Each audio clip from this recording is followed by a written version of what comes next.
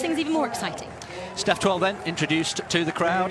Personal best of 71.56. She's a little bit off the pace of the real speed merchants. Lily Partridge there, who was second in this race in its inaugural year in 2018. She's in sparkling form as well, although suffering a little bit of sciatica. Two Charlottes to bring you. There is Arta, third last year. Set a personal best in Barcelona right at the start of this year, 69.40, going really well. And then just to her right, the diminutive figure, small in stature but huge in talent, Charlotte Purdue, who won here last year, also set a personal best at the start of this year. These two Charlottes in terrific form. They are exactly the ones to watch. But here we go. Here's the men's elite field as well, and we know the face on the right.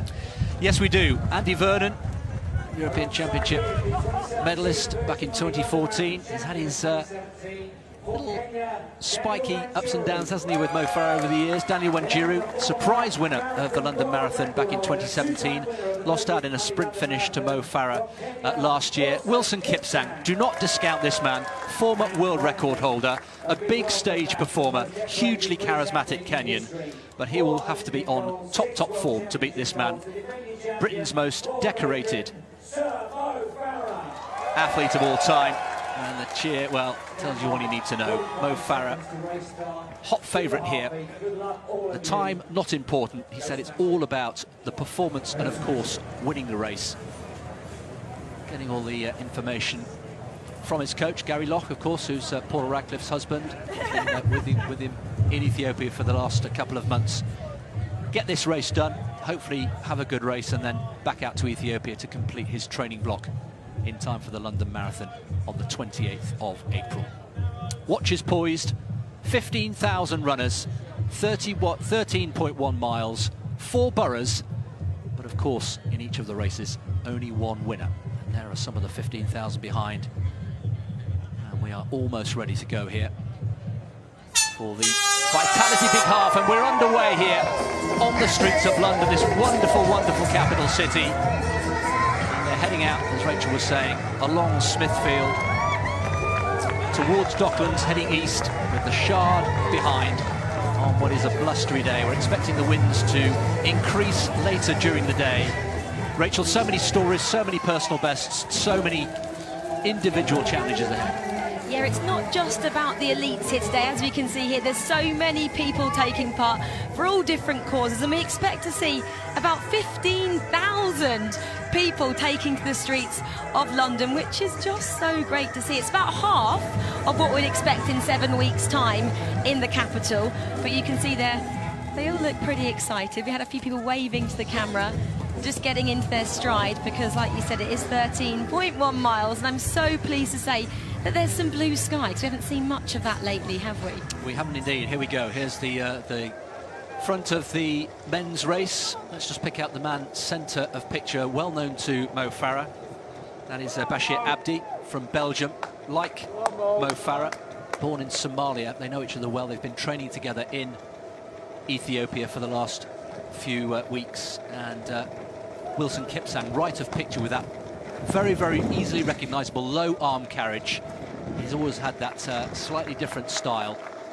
And Mo Farah just settling into this first mile. Along the bottom there you can see some of the other British athletes in action today, and of course we should mention, Rachel, that this race also doubles up as the British Half Marathon Championships. Yeah, it does indeed. So whatever happens out the front here, it's looking like these four will probably be in contention for the top 3 spots, but obviously if you're looking back for the GB athletes, they'll be looking to get those British medals on offer here today as well.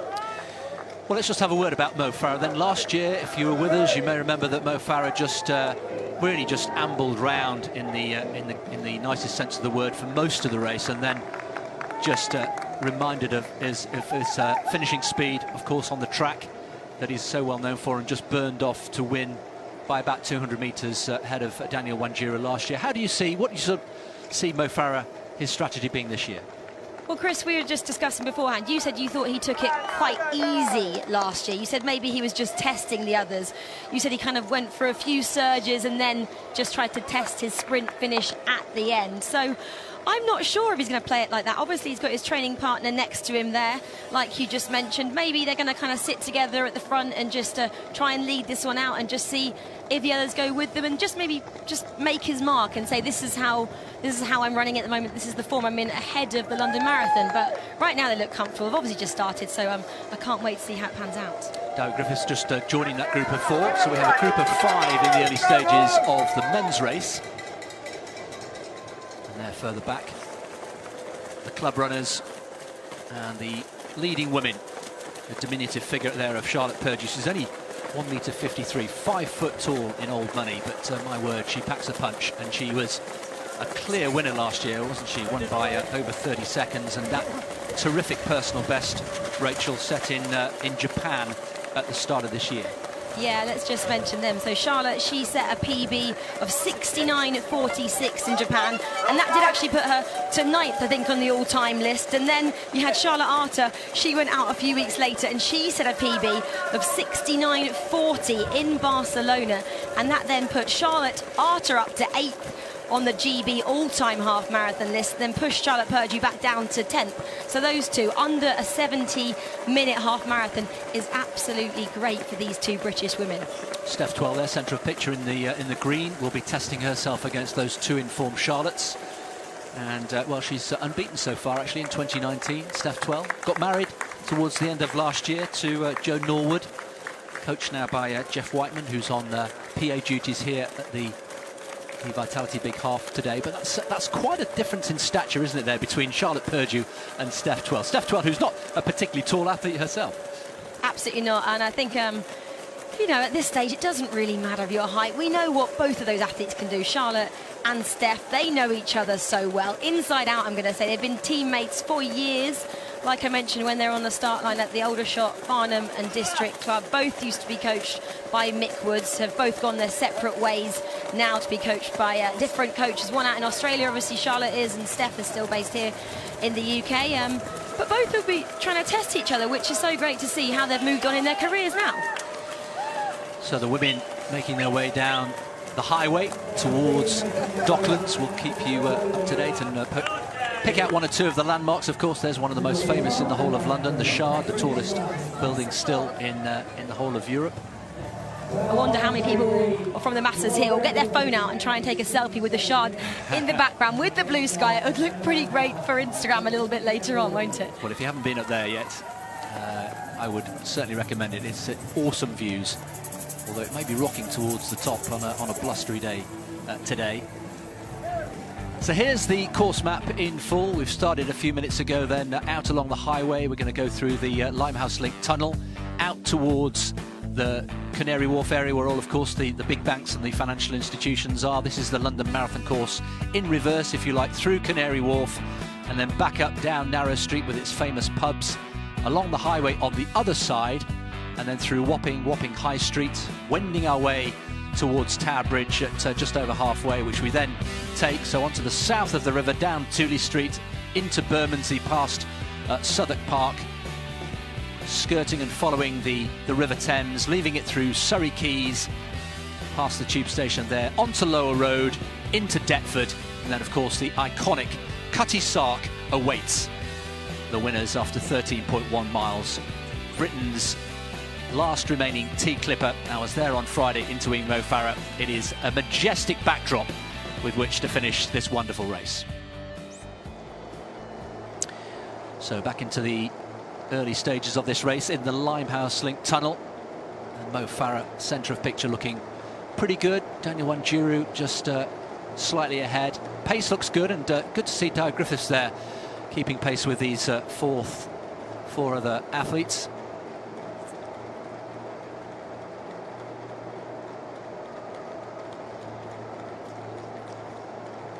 This is quite the contrast, isn't it, when they go through this Limehouse Link Tunnel. It suddenly goes really eerily quiet. There's no crowds in there. There's no music in there. And actually, it's a bit of a shame to hear, wasn't it? There's going to be no music out on course today or around the course because it's so blustery. Well, that's, yeah, particularly the big festival that was planned for Greenwich Park, I'm afraid, has had to be cancelled because of the weather. Here are the women just behind. Charlotte Arter there, who turned 28 yesterday, so happy birthday belatedly to Charlotte Arter in the centre of picture. And we can see Lily Partridge just behind Charlotte as well, and Steph. So 4 of the British athletes currently battling it out together and looking good. So Steph Twell looking pretty comfortable there. Has been in action on the cross country and on the road so far in 2019, and has won in both her outings so far. Well, let's just pick up with Steph Twell. As we mentioned, she's been out and about talking to school children out on the streets of Wapping early this week. I'm here today at St Peter's School in Wapping, and I've been here to inspire some kids to get really active ahead of the big half race. I joined the children in their assembly today to give them an experience of my training leading up to the big half, but also I'm joining them for their daily mile and to see how fit they've been keeping before the race next Sunday. I'm really excited because preparation's gone well. I know there's a real healthy competition ready to compete against at the race itself. So yeah, things are looking good, and I just want to get on those roads of London and really take in the atmosphere for sure. I've varied my distances leading up to this race, mainly to test my different tools. So I've dropped down to 3 kilometres, but also have been working hard on the hills and the mud over the Scottish cross country, and I really feel like that benefits me to kind of be prepared for whatever's thrown at me in the race. It could be a change of pace from my other competitors, or it could be a really even paced race where people are just going for fast times. So I think you need that ability to still have different gears in the race, and that's what I'm trying to prepare for in this last week now. I think the race will be a really tough race, and that's because we've got the previous winner, Charlotte Purdue, who has run a fantastic time out in Japan of a sub-70 performance. But equally, we've got the competitiveness of Charlotte Arter, who again has just run, I believe, second faster than Charlotte, still running 69.40, I believe, which is spectacular times for British females at the moment over this distance. So my PB is a little bit off that, and I'm hoping to be joining and holding on to the coattails of them if I can. And we've also got lots of marathon runners who are well experienced in the roads of London to really come out and shine before their preparation for the big one in April. I will always go into a race to win, so definitely if I can be competitive and find a way to win, I'll definitely be running home to that Cutty Sark finish line as quickly as possible. Steph Twell looking and sounding in good form. Of course, she made her full marathon debut towards the end of last year in Valencia, ran a very creditable 2:30, which is convinced she can improve on that, and of course will be trying to do so in London on the 28th of April. Yeah, I'm sure she will. I think that's it with the marathon, isn't it? It's just getting a bit of experience under your belt. You're never going to go out and run a really great marathon the first time, even though obviously 2:30 was. I think it's about just seeing how your body copes with it, because it's such a long way than she'll have ever ran before. She'll have done half marathons. She's obviously super experienced on the track in 1,500 metres as a junior, and then stepping up to 5K.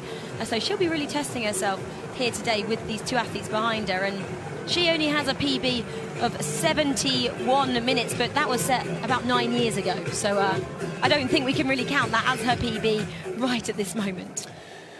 Well, here's the leading group in the men, and it's Daniel Wenjiro, who's just stolen, what, a metre or so, but these 5, including Dowie Griffiths at the back in the yellow vest, keeping pace so far. Mo Farah just ambling along a Sunday morning run. He'll be maybe putting in 1 or 2 surges. We mentioned last year that he did exactly that from memory after about 5 miles, just to test the rest of the field. We're just getting limited split times. Apologies if we're not bringing you accurate splits, but the split we had for the first mile was 4:25, which is pretty breezy actually, Rachel, and that would put them well under 61 minutes. We're not likely to get a very, very fast time on this course today. There are lots of twists and turns.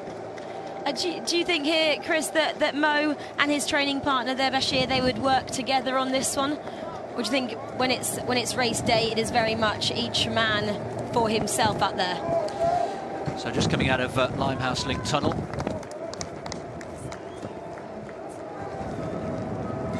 Mipsang then continuing to push the pace. Here we are approaching the whole Canary Wharf area, and there'll be some wonderful sights of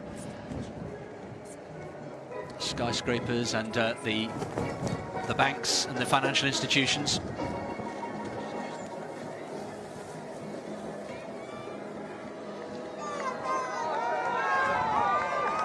So Bashir Abdi, training partner of Mo Farah. Won silver in the 10,000 metres outdoors in Berlin at the European Championships last year. So he's a formidable athlete. And these three are just starting to pull clear a little bit of Wilson Kipsang. Is that quite surprising at this time in the race for Kipsang to be already off the pace? I think it is. Yeah, I think it is. We don't really know much about Wilson Kipsang's build-up to this race. He's been training in E10 up in the Great Rift Valley, where he lives with his wife and 4 children. He owns a hotel and a huge resort, as many of these top Kenyan athletes do. But these three have got a decent lead here. Abdi, Farah and ونجيرو. ونجيرو, of course, who went toe-to-toe with Farah in this race last year. So is that a decisive break very early on in this race, as early as the 3rd mile? Well, it seems to be at this stage, doesn't it? We've got Dowie Griffiths back there in the yellow vest, and then we have Wilson Kipsang alongside him, and it doesn't look as if they will pull anything back. I know it's really, really early on at this stage, but to have a lead of what looks from this angle, it's hard to say, about 10 or 20 metres already is quite significant to get back, even in a half marathon, because these three, they're not going to let off. They're certainly not, no.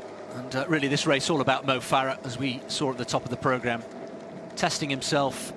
It's always good to get back into racing mode. And one of the things that Mo Farah, Rachel was saying, is how much he misses the track. And of course there's lots of speculation about what he will do in Doha later this year at the World Championships. Of course he officially retired from track athletics after the World Championships in London in 2017, but the lure of the track, he admits that he misses the buzz of the stadium, of course, and with all due respect to racing on the roads, by definition he's only racing 2 or 3 times a year.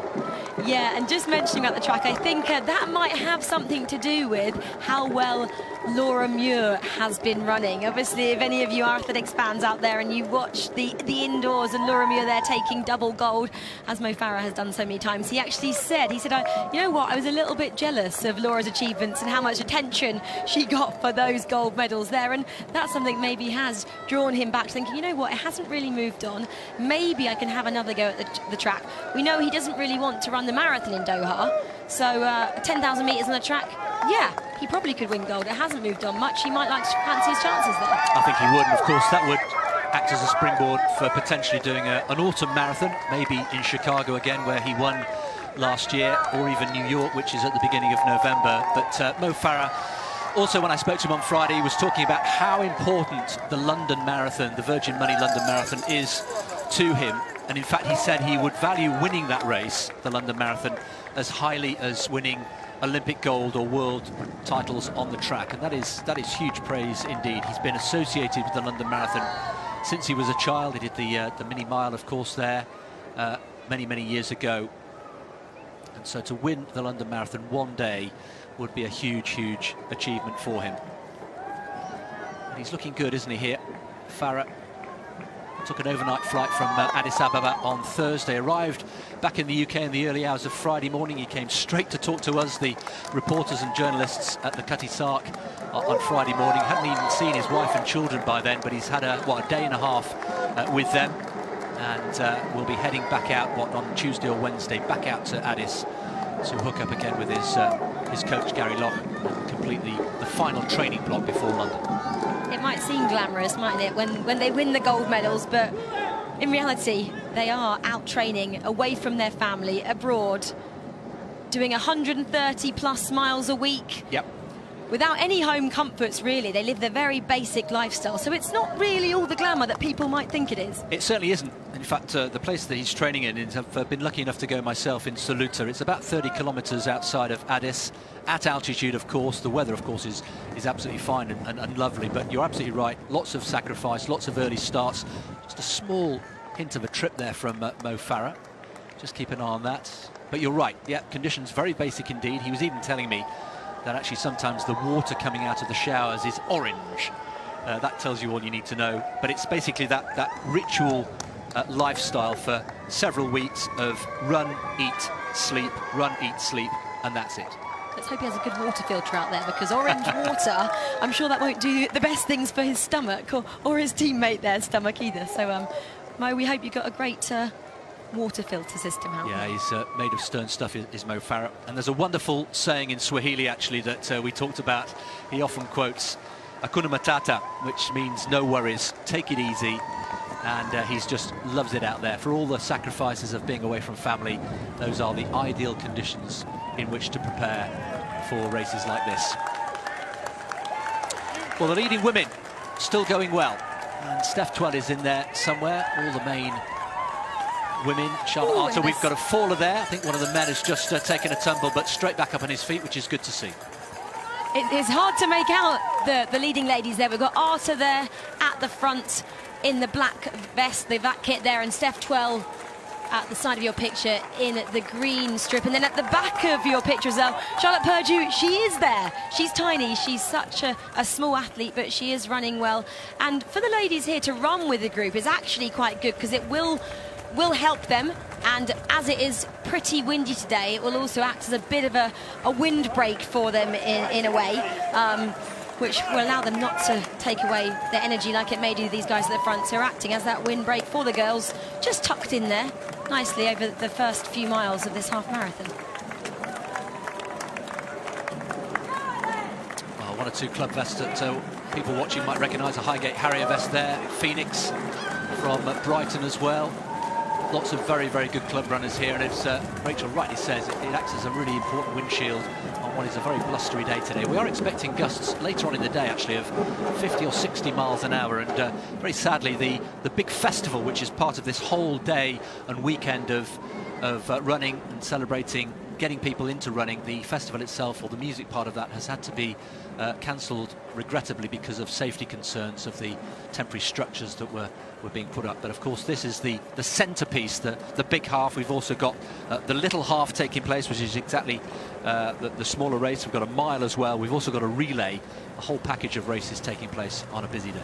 Yeah, it's so exciting for this to be brought to London. We're obviously calling it the Community Half Marathon here, because it's going through 4 different boroughs that we've mentioned already. So really trying to integrate everybody and get them really excited about running. But back to the elites here, we can see how much Steph's ponytail there is swinging in the wind, and her preparation has been a bit different to the other females in this race leading up to this one. She's been battling out on the cross country like she has done throughout her junior years. She's been very successful on the cross country.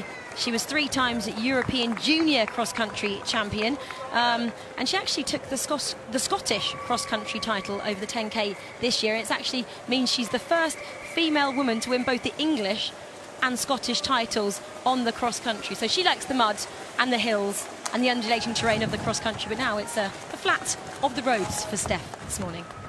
20 minutes into the race then in the women, and well, are we seeing a few developments here in the men's race? Daniel Wenjiro there pressing on the pace with Abdi for company, and just a little bit of a gap opening up on Mo Farah in 3rd place. 21 minutes into the race there, and they're coming through down narrow street, and Mo Farah, well, he wouldn't want that gap to get any bigger at all. But Wenjiro there, very aggressive running from the 26-year-old. No relation, incidentally, to the former Olympic champion Sami Wenjiro, the late, great Sami Wenjiro, who sadly died a few years ago. But Bashir Abdi, 30 years old himself, sticking to Wenjiro like a limpet. And Mo Farah just starting to just show signs there very early on in this race, barely 20 minutes in, of just a little wavering in the arms. How are you reading that, Rachel? Yeah, and for Abdi to be looking behind as well and kind of questioning where Mo is, because I'm sure he, as his training partner, would be expecting him to be on his shoulder, or not, if not leading it, kind of maybe also shows that this isn't where he should be and this isn't expected. Training has obviously been going well. Like you said, you spoke to him just yesterday. I don't think Mo would like to be what looks about 5 to 10 metres back from this angle at this stage in the race, but you know what Mo Farah's done. Sir Mo Farah, there's no point discounting him at the moment, but let's just see over the next couple of minutes if he manages to just join those two at the front of this pack again. Well, you can read so much into just holding his stomach there. I wonder, again, it wouldn't surprise me if there's been a little bit of perhaps food poisoning or something. That's all it takes, isn't it? Just something different. Climate, the overnight flight, just adjusting maybe to the water again. He's been in very, very different conditions, remember, for the last few weeks. Went out on January the 18th to Addis. But this is not the position we would expect to find him in at this stage of the race. In terms of where we are, we're between miles 4 and 5. And we will be rejoining the highway. Just gone through 5 miles there in just under 23 minutes. So a lively, breezy pace here. And Abdi sticking to ونجيرو. ونجيرو, who for many people hadn't really done very much after winning the London Marathon back in 2017. He also won Amsterdam, a pretty high-profile race, but not in the same category, with all due respect, as London and the World Marathon Majors. And really has rather disappeared since then. This is his 26th half marathon for ونجيرو. And Mo Farah will want to make sure that gap doesn't get any wider.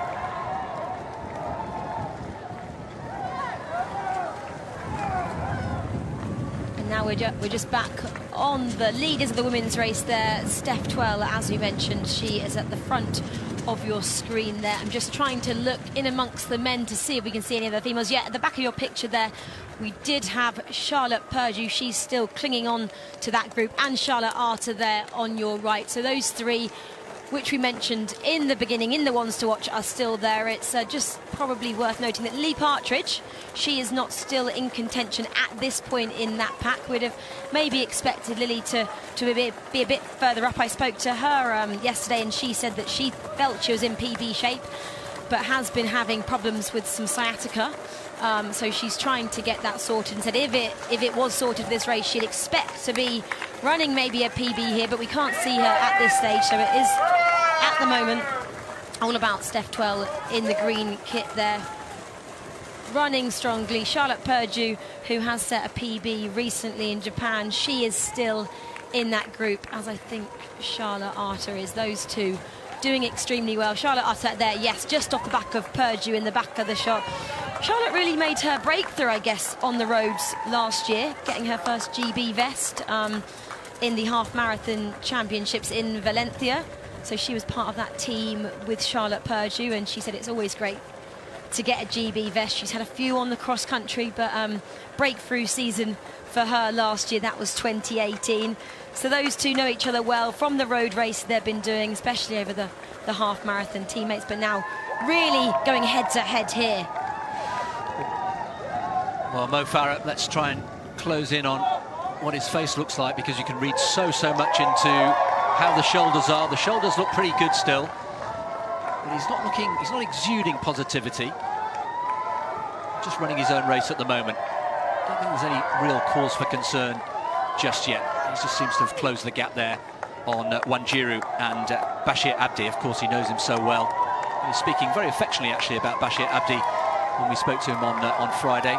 There is ونجيرو in second place. Abdi, so many similarities. Somalian born, like Mo Farah. Abdi finished third behind Farah in the Great North Run last year in 2018. Of course, the Great North Run, very popular with Mo Farah as well, a 5-time champion there. The race in September. But Mo Farah, yeah, I think has just closed the gap, not letting ونجيرو and Abdi get away too much. So we're rejoining the highway. And there is David Weir leading the way in the men's wheelchair race. Remember, he had to settle for second place last year, which I know rather hurt him. He was behind Marcel Hoog there, the Tower of London, of course, and he's about to enter Tower Bridge. John Boy Smith there in second, and he is also part of the David Weir Archer Academy. So that is David Weir's academy down in Kingston to try and get more disability athletes, more wheelchair athletes into the sport. And there's a couple more wheelchair athletes in the race as well today. The youngster we mentioned at the beginning, the 17-year-old Eden Rainbow Cooper, she'll be looking to go well here today. She's part of that academy, and she won in her debut half marathon in Manchester last year in a time of 63:37. But back now to the men's race. Well, Mo Farah, any concerns that we or he may have had, I think have been dispelled there. He's just close that gap right up on the leading two athletes. Just going back to our discussion about the possibility of him returning to the track. A lot of people will maybe be confused by that, Rachel, because he was saying goodbye, wasn't he, in great fanfare as they passed through 6 miles in 27:35 unofficially. So still pressing on the pace quite nicely. A lot of people will be surprised to even hear us talking about Mo Farah returning to the track. What do you think might be his thinking there? Well, like we were just mentioning a little bit earlier, he has said openly that he doesn't think that track running, and especially 10K, has moved on much since he left it at the back end of 2017 when he won the World Championships in London. And Mo Farah wants to win. You know, he wants to go out there to win races. He's not going out there just to take part. And I guess he'll probably be looking forward to the Tokyo 2020 Olympic Games. That's not too far off now, about 18 months. And so maybe in Doha, back end of September, October, if he could get a win out there on the 10K. We know he won't want to do the marathon out there. It's going to be the first time that the marathon is ran at midnight, so it's a little bit unusual, to say the least. So I think, yeah, it doesn't really matter maybe going back a little bit, because he's not regressing at all. He'll just go back and test himself, good for speed, and then maybe just go out and run an autumn marathon, like you said, and then he's in the mixture of both. Well, here's the women's race. There's Charlotte Arter in 3rd place, looking reasonably okay. A little bit of stress on the face there. It's perhaps sometimes dangerous to read too much into those facial expressions, but she's not looking 100% comfortable, Charlotte Arter. She's lying in 3rd place, and quite a gap as we just peel back through our motorbike camera, and that is quite a sizable gap to Charlotte Purdue, the defending champion, of course, from last year, who ran so brilliantly and won by over 30 seconds last year from Lily Partridge. She's in 2nd place, doing what Charlotte Purdue does so well. But at the moment in 2nd place, but looking fresh, and quite a contrast actually in terms of facial expressions, Rachel, between Charlotte Purdue and Charlotte Arter.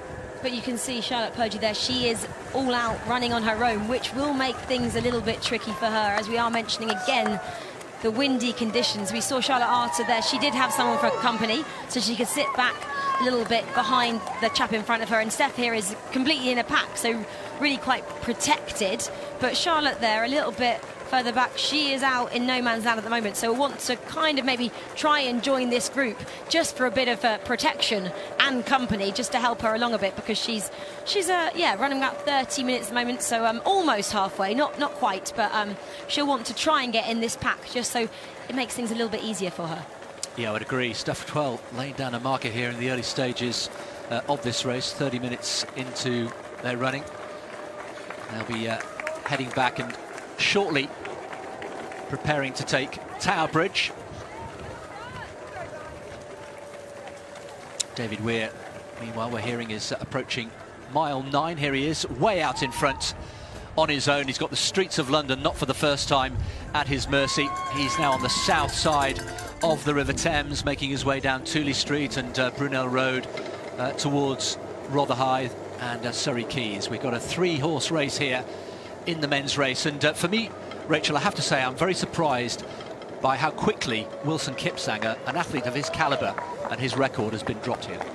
Yeah, exactly, but we did mention earlier as well that we don't know really what he's been up to. He's someone that doesn't particularly open up like these chaps do on things like social media and tell the world what he's doing. So he was a bit of an unknown for us. We had to kind of predict what we thought might happen. We had him as a one to watch, but right now it seems like the medals are going to come down to these 3 athletes, and we have 2 training partners in there from Mo Farah's new training group as well, hasn't he? He's calling it the Mundane training group, which is called SIR, I think. Yes. It's SIR group, which he has set up. There's about 8 runners in that group, including Abdi there, who's just on the left of your screen. So a bit more like a brotherhood, isn't it? They're very much friends when they're training and like to have fun when they're running, but he did say, in his own words, when it comes to race day, it's each man for their own. But there, I love that. He's just saying to the crowds, come on, shout for us, give us a boost here, which I love. Absolutely right, yeah, he said he loves the crowd, loves racing in London, of course, which is now his home again after living over in the States for all those years under the tutelage of Alberto Salazar. That chapter of his life is gone. He's now based in London with his wife and 4 children. and absolutely loves racing on the streets of London. But it's that adulation that he's only tasting a few times a year, and that's perhaps, as we were saying, part of the thinking of maybe returning to the track. There's nothing like a stadium atmosphere to get the juices going. Through 7 miles in 32.50, and they're about to, little check of the watch there for Mo Farah, they're about to swing left, having gone through Wapping and take Tower Bridge. Well, back to the wheelchair races. Mel Nichols, the first mention of her, 41 years old, and Mel Nichols starts that gradual climb onto Tower Bridge. And this is her debut in this event as well, the Vitality Big Half.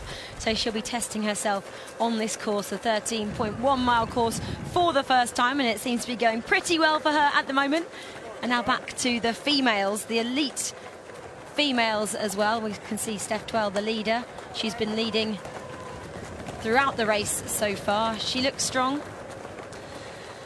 Onto Tower Bridge, of course, normally they would be crossing Tower Bridge from south to north. In the London Marathon, they're just behind Mel Nichols, who's just ahead. And, well, this section of the bridge will be so familiar to Mo Farah. Daniel Wenjiro, of course, will have very happy memories himself of this bridge. Inextricably linked to the London Marathon, one of the main landmarks on the Virgin Money London Marathon course. And they'll be crossing that bridge in 7 weeks' time. It's a part of the course whenever I've run the London Marathon I just can't help but smile at, and it makes you go, it's halfway, it's fine, and then you suddenly think, I've got to do that again. I've just done 13.1 miles, now I've got to run that another time, which it makes you smile but also makes you grimace a little bit inside. So I've done the London Marathon now 3 times. Snap. 3 times, and I love it. I want to go back for more, but I work. I seem to work every single time the London Marathon's on now, which prevents me from going back. You missed a trick. I also work at London Marathon Day, but I work for the London Marathon, so I'm covering the event. So it's the next best thing, isn't it, to actually running it, is to being involved in either commentating or reporting on the event itself. And this, very much, of course, this race, the Vitality Big Half, also organised by London Marathon Events. It's one of the main planks in their portfolio of races now, and this a huge indicator, not just for the athletes but also for the organisers as well, how things are going for the London Marathon itself in 7 weeks' time. So the men coming off at Tower Bridge, they'll take a fairly sharp left onto Tooley Street. Here are the women just behind them. They've come through Wapping as well. And nice to see Steph Twell spending some time with local children, taking part in their daily mile with them, which is terrific, and talking about her training plans and her training runs. And you know, this, just to come back to the main theme, Rachel, of this race today, it's all about community running, isn't it? Getting people who wouldn't ordinarily think about running, getting them interested in going out and putting their shoes on. Yeah, exactly. And people like Steph are so approachable as well as athletes and as people. And for her to go down to schools and talk to them a bit, and it was nice to see there on the video a little bit earlier that she was running around the playground as well. And if even just one of those children thought, you know what, I'd like to give it a go and maybe take part in the mile around Greenwich Park. That's free today to go and take part in that, just around the park, so not even on the roads. You know, it'd be great to see more people, more children getting involved and maybe being the next Steph Twell one day. So Steph Twell leading the way in the women's race. Still more than half of this race to go. Nikki Emerson then in the women's wheelchair race, second place.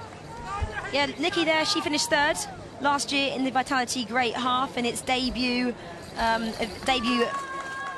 of the race, which was last year, of course. So she was 3rd last year in 67.08, and Nikki does have a half marathon personal best of 63.03, so a little bit off personal best. But this course is a little bit tricky to navigate. It's quite twisty, it's quite turny, it's quite a few cobbles, so not the best course maybe for a wheelchair athlete, which has been mentioned in the past, but still such a great course, and obviously a trial course for the London Marathon in exactly 7 weeks' time.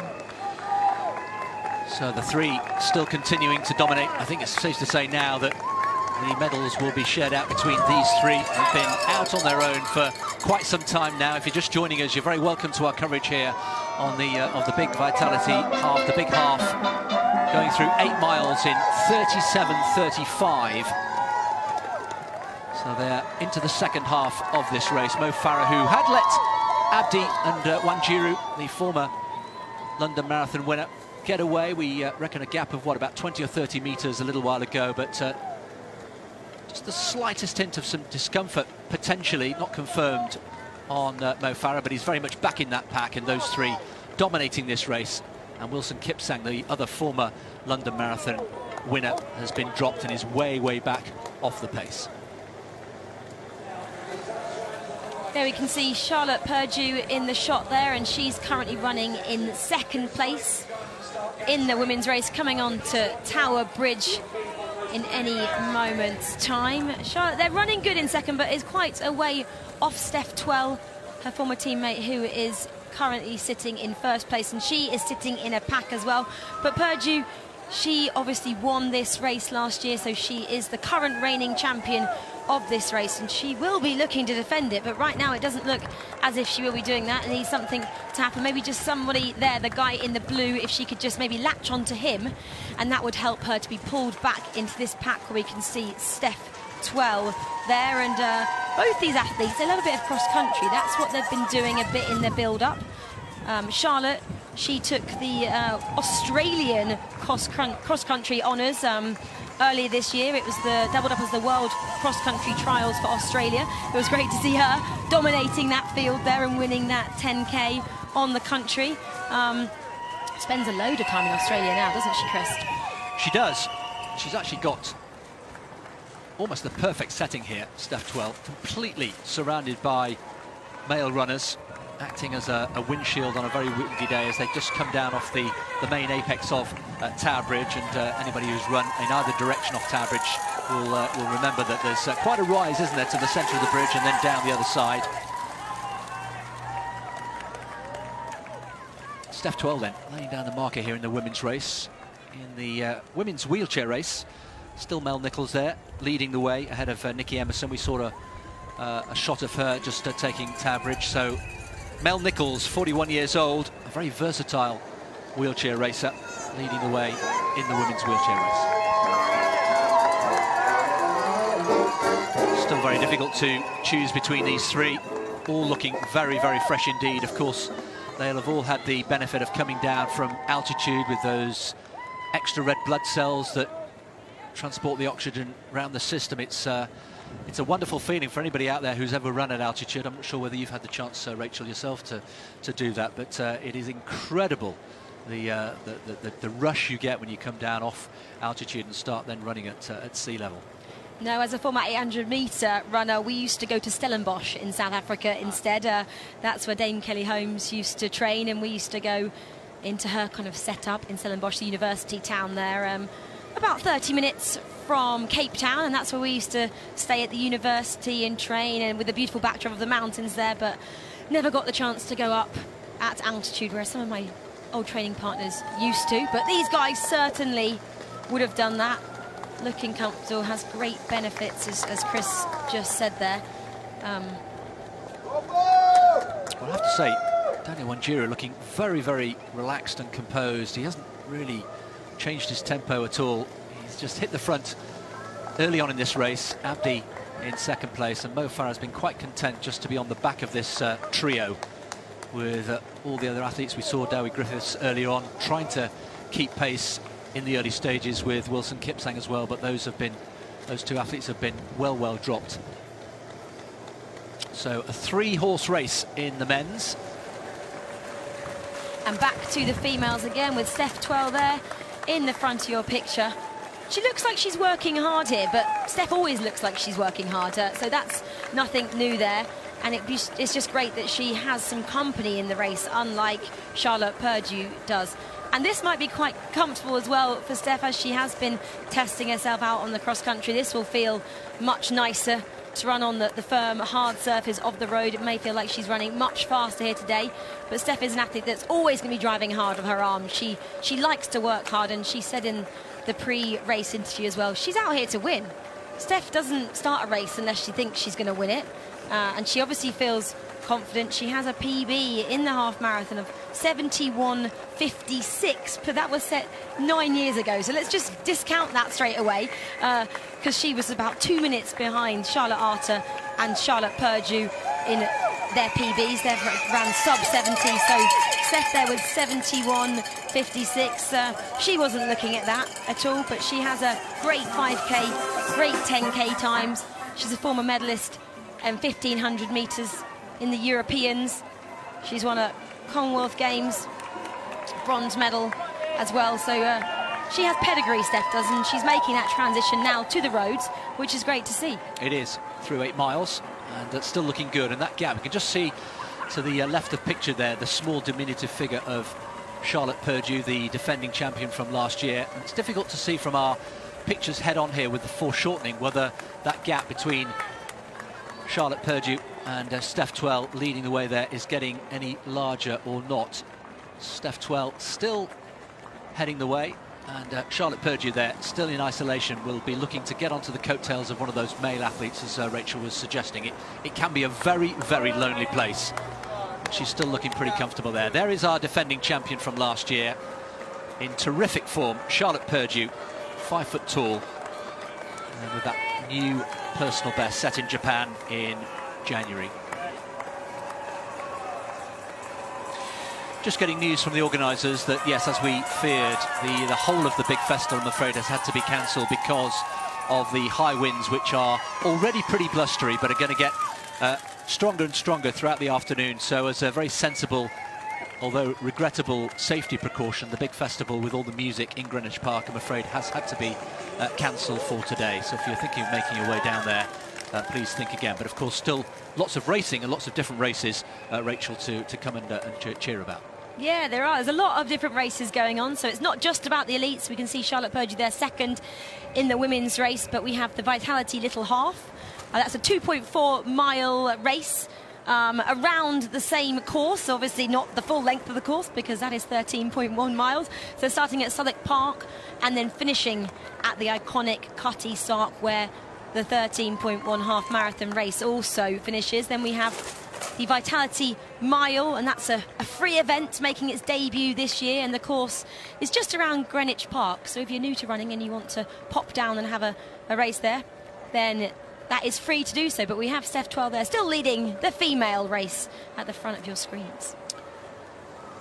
Well, the men, Mo Farah just starting to take closer order, and for the first time just making his presence felt there, just coming up onto the shoulder of Daniel Wenjiro. He was saying on Friday he's got enormous respect for both Wenjiro and for Wilson Mipsang, the two former London Marathon winners. They've achieved something that so far Mo Farah hasn't, and of course, well, we'll be hearing from him later on, I think, but Eliud Kipchoge, of course, who is the undisputed best marathon runner of all time, I think, in most people's eyes, not featuring here today in this half marathon, but will be featuring in London in 7 weeks' time. And here is Weir. Here is David Weir on his way to victory here. The Cutty Sark coming into view for the first time, and David Weir, who had to settle for second place last year, has cruised home. 51:11 the winning time, and that is a useful workout for David Weir, the 8 times London Marathon winner. And David Weir is our first winner of the morning here in the Vitality Big Half. And then back to the 3 leading runners in the men's race. We've mentioned them before. We have Sir Mo Farah at the front there, alongside his training partner, Bashir Abdi. And then just at the front of your screens, Daniel Wenjiro. He was runner-up in last year's debut Vitality Half Marathon. Mo Farah just out sprinting him there to win by 3 seconds in the end, so the smallest of margins in a half marathon. Those 3 looking pretty comfortable at the beginning there, and we mentioned that 2 of them are training partners and run together, and if you have a look on YouTube after the race is finished, you can see just how fun they make training at such great intensities look. Hey, Chris? Very much so. I mean, the grueling 120 to 140 miles a week that Mo Farah was saying he's doing, have to vary it, you have to mix it up. And he was saying that he's really enjoying, I think it's always refreshing, isn't it, to have a change of coach. Of course, the main reason for the change of coach was because he was moving from the track to the road. But working with Gary Locke, which was, let's be honest, a potential risk for both of them. They didn't really know each other that well. Of course, Paula Radcliffe was the common denominator, but they'd never worked together before as coach, and it seems to have gone extremely well indeed. Gary keeps a relatively low profile, lets Mo do the talking with his racing, and he's looking much more comfortable now, and it'd be interesting to know when we speak to him after the race. I know we're going to try and grab a word with him after the race, whether he did go through an uncomfortable period in the third or fourth mile. For him to just be holding his stomach like he was at the third or fourth mile, maybe also is an indicator of that, and maybe he's showing the screens and just saying, you know, I'm just going through something right now. I'm just showing you I'm all right. I'm doing okay. I'm just going to sit back here. I'm confident. I know what I can do. These boys know what I can do, and they were actually having a little look back and I guess questioning where Sir Mo was, because they would have expected it to be like it currently is. Well, maybe with Wilson Kipsang as well.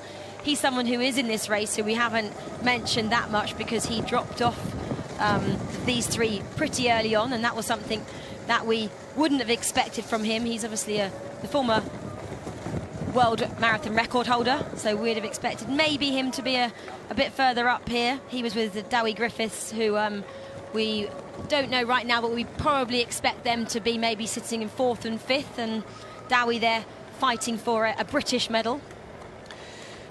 Yeah, plenty to play for the British athletes. Mo Farah just starting to make that long raking stride count there. He's just having a little look, giving Daniel Wenjiro the eyeball there, just saying, are you going to take it on, or are you going to get me to do the hard work?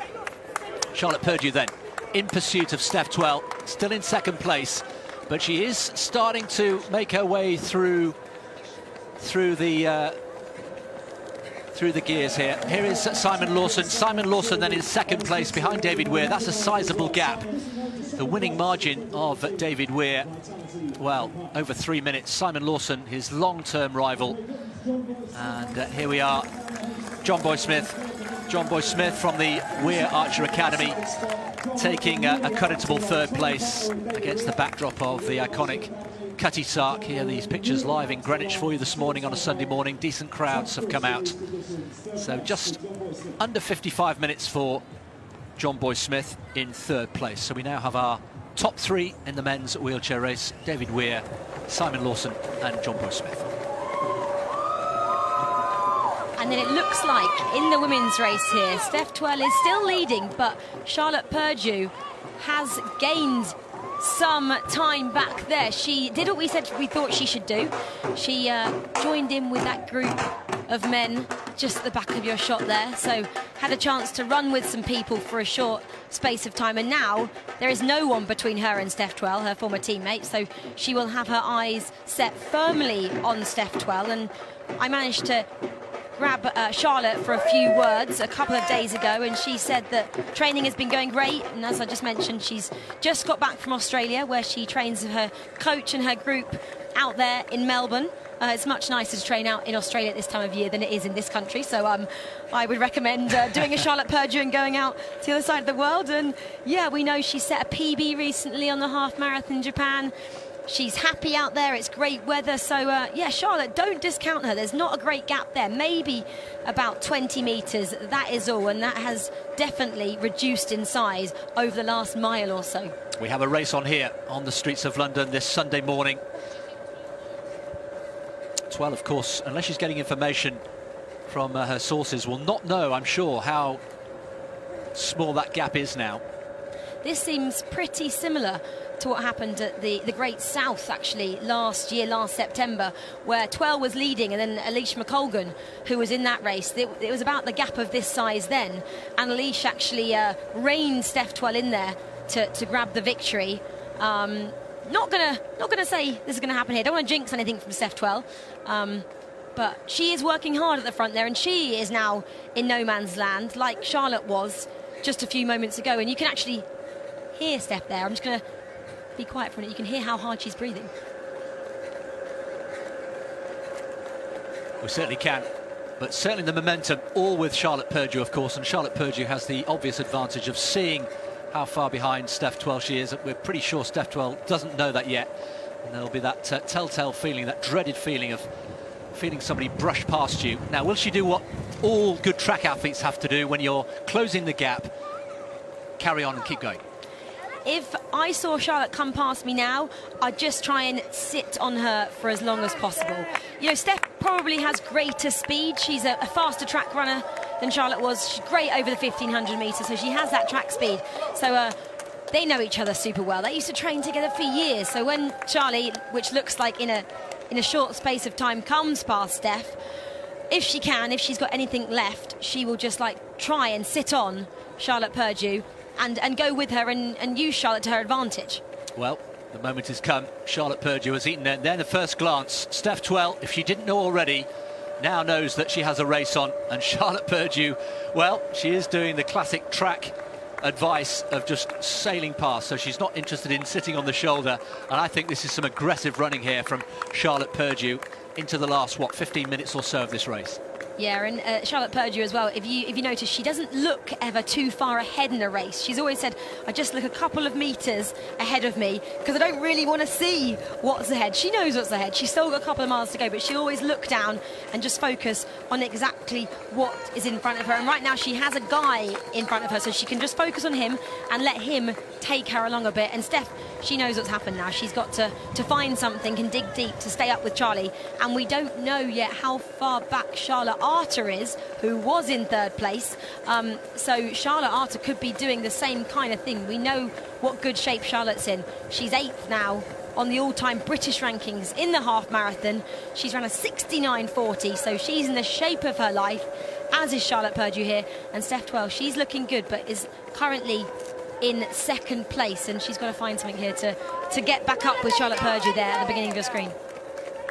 Charlotte Purdue then, last year's winner, has hit the front and is pressing on here. And we have a Steph Twell sandwich between two Charlottes. Purdue in the lead, and we think Arter still in 3rd place.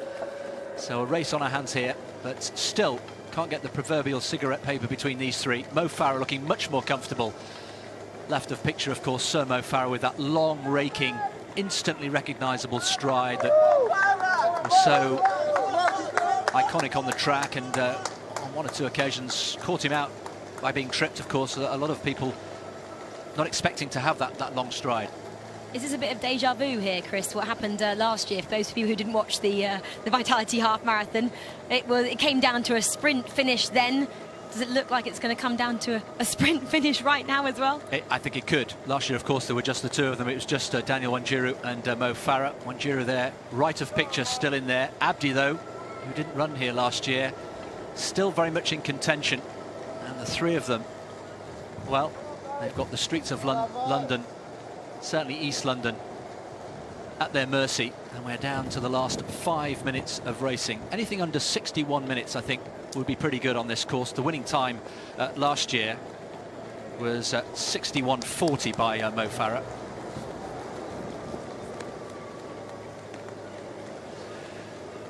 So the men approaching Deptford. Here's Lily Partridge. Now, we haven't really seen much of Lily Partridge unofficially in 4th place, possibly 3rd. I think that's a sight of Charlotte Arter in just behind. So I think we can now say that Lily Partridge is in 3rd place with Charlotte Arter just in the black, just disappeared, back of picture, in 4th. So just to reprise, in the women's race, Charlotte Purdue leading the way now from Steph Twell in 2nd, Lily Partridge in 3rd, and Charlotte Arter back in 4th.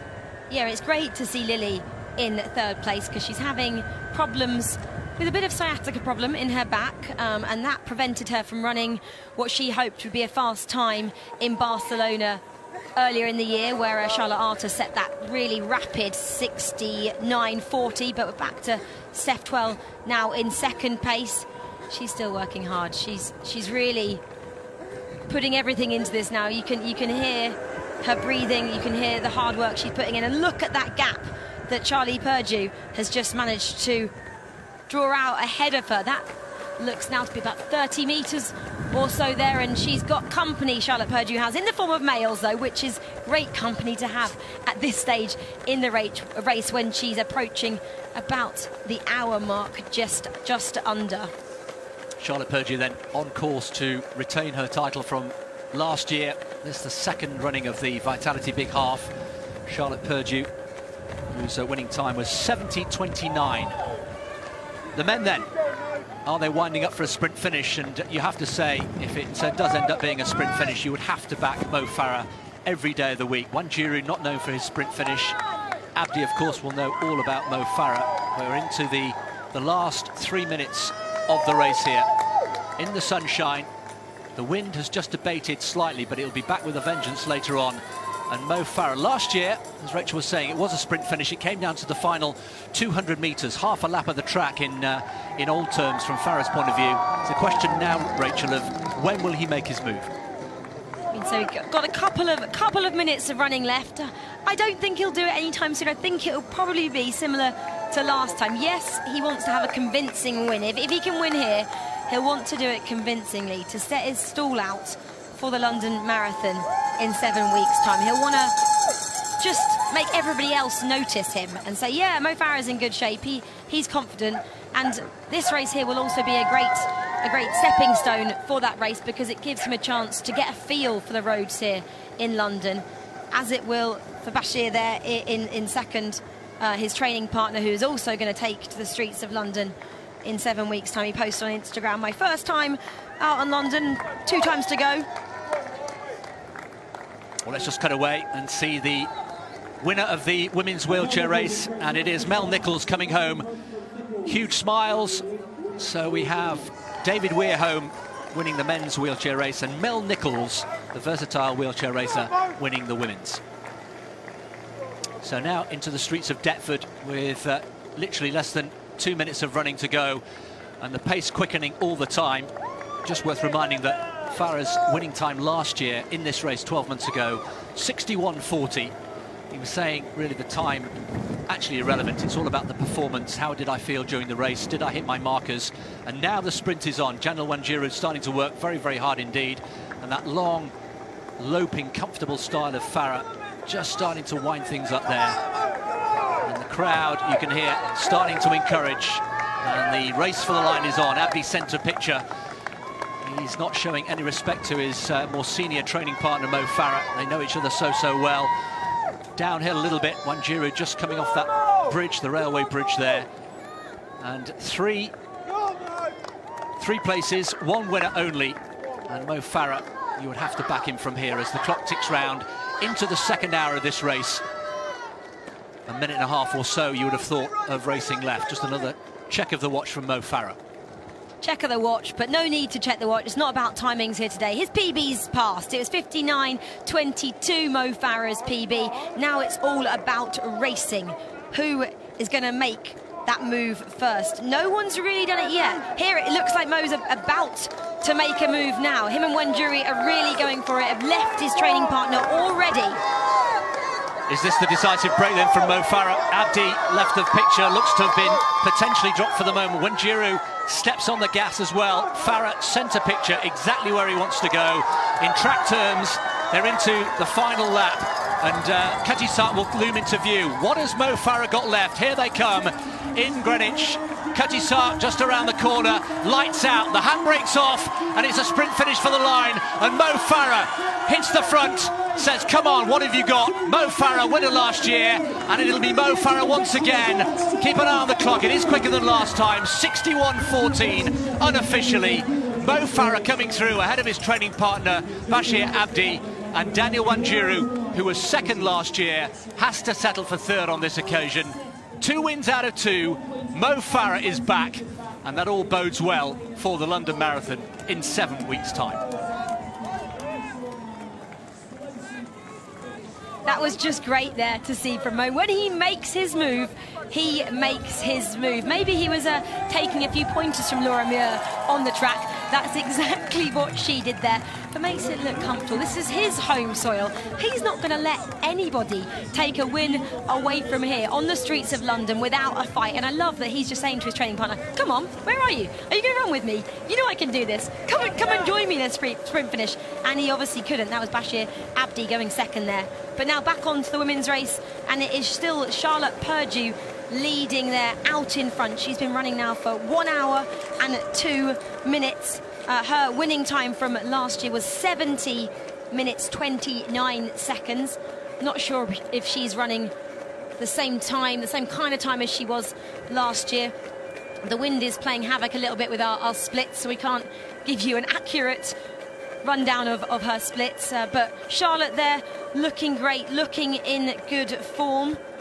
She'll just be concentrating on herself now, just there wiping some sweat away. She doesn't look like she's sweating at all. She is just focusing on herself, just going through what she wants to achieve in her mind, just counting down the moments on the track until she crosses that line, and will want to cross that line in first place and defend her title she won last year.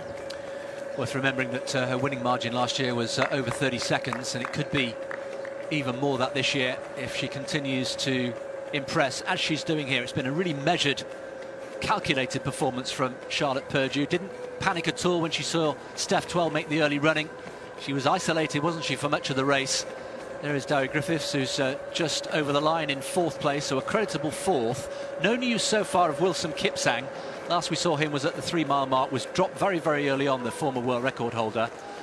But a very impressive, very mature performance here from Charlotte Purdue, who is on her way to retaining her title here. Once again, the time not important, but 70.29 for those of you who like to compare races. And Charlotte just saying she's just kind of fitting this race in. Oh, there's Wilson Mipsang there, finishing in what we think is 6th position. Wilson Mipsang then, the former world record holder, former world marathon winner, coming home in, well, by his own standards, a rather disappointing 64 and bits. And, well, that's a terrific scout for Dowie Griffiths to have come ahead of the former world record holder. I was just mentioning there that Charlotte Purdue, she said that this is just a race to fit in along the way on her way to running the Virgin London Money Marathon, which takes place in 7 weeks' time on this same track. She said it would just be nice to have a feel for London again, the streets of London, just ahead of that marathon, which is her main aim for this season. That's what she was saying ahead of this race, and she likes running here, and it's a strong British field, so it's nice to test herself against former teammates, and she's surely testing them right now. She certainly is. She also says on her website she's an absolute obsessive coffee drinker, loves her coffee, very fussy about the way she has it. Looks as though she's had a couple of stiff espressos this morning before taking to the streets of London, because she's put in a terrific last half of this race. It's undoubtedly run a negative split. We'll bring you confirmation of that as soon as we can. Apologies for the relative lack of split times we're bringing. I think the wind has had something to do with that this morning. But she could be heading for not a personal best, but certainly a course record here in the Vitality Big Half. Very impressive running by Charlotte Purdue, preparing for what will be her 7th full marathon. Still relatively new to the distance. She didn't finish in Berlin in the marathon last year at the European Championships. The conditions, you may remember, were absolutely brutal last summer in Berlin. Temperature reaching 38, 39 degrees on a couple of days. She wasn't the only one to fail to finish that particular race, but very different conditions here in early March in London. Blustery, not particularly cold, but you can see and probably hear from our microphone there, the wind once again playing its part. And that can be energy sapping. It is energy sapping. It can be, but it just depends which way it's blowing. I don't know which way it is blowing in the final stages of this race, because if it is behind her and pushing her on, which seems to be the case maybe by the look of her hair, then it could actually be giving her a little bit more energy right now, because it is about 23 miles an hour out there, the wind, and it's about 9 degrees, so temperature-wise, great for a half marathon. Wind-wise, not so great. But Charlotte here, she's ran many a half marathon. She knows this course super well from both this race last year. There's just a choir in the background, which I'm sure will be giving her a little extra boost. If when you're running a race like this, you have a chance to acknowledge a crowd and actually register there is something going on by the side of you. Charlie, she is a determined young lady. She'll know what she has to do now. She'll be digging deep, and again, she probably doesn't know how far second place athlete is behind her, so she can't afford to let up at all, and we think it's probably still Steph 12, but we'll get confirmation on that as soon as we can. And if that is the case, that is a Also an Aldershot, Farnham and District athlete behind her. 1, 2 and 3 actually. Aldershot, Farnham and District athletes, I believe. And then possibly Charlotte Arter still sitting in 4th, but Charlie here, she's on 1 hour and 7 minutes, going strong, looking controlled. She is wanting to defend this title, and she seems to be doing so in style right now. Great preparation for the London Marathon. Yes, it is. She'll be very, very pleased with this. All those hours of training over in Australia, and of course all the weather benefits that come with being able to train in warm climates at this time of the year. She's not the only one, of course. A lot of people will be away out of the UK on some sort of winter training camp somewhere. But Charlotte Purdue has judged this to perfection, it would appear, and is in the latter stages of this race, coming into Deptford. Running out on her own at the moment, but that'll be nothing unusual for Charlotte. She'll have done many runs on her own throughout her lifetime, throughout her athletics career, so running on her own and not in a pack doesn't matter at all for Charlotte. And far easier, of course, to run on your own in the latter stages once you know or you suspect that the race is won than earlier on. It would have been much tougher for Steph Twell, knowing that perhaps Charlotte Purdue and the others were gaining on her. That proved to be the case. So Charlotte Purdue very much on her way here to a second successive victory. She's starting to make this event her own, the Vitality Big Half, and it all bodes well for the London Marathon, the Virgin Money London Marathon on the 28th of April. Almost all of the main elite athletes will be taking part, so this a really important staging post, an important warm-up race for the London Marathon. And you'll remember, and I remember, how important those halves and those 20, 30k, the 20-mile races as well that we used to do. Absolutely, we'll get to some of the masses in a little bit, and some of them might even be trying for the London Marathon in 7 weeks' time, and they might be using this as, like the elites are, as a bit of a training race here today, just to test themselves out over the half marathon distance and get a feel for this course, because running around London is great. We can see even the crowds here today is nothing like it will be at the London Marathon, but there's still loads of people out supporting these athletes, and Charlie will notice that, even though she doesn't acknowledge them like you and I would, Chris. We'd give them a bit of a wave maybe and want them to cheer us on, but Charlie, she's focused, she knows what she's doing, and she's nearing the finish line right now. Yes, she is. 70:29, her time from last year, into the final few hundred metres. And Charlotte Purdue on her way to a second successive victory here. It's been a really good disciplined performance, and there she is, the final turn into the centre of Greenwich. You can see the tunnel there that goes, the footbridge under the Thames, the Greenwich Foot Tunnel, and here she comes into view.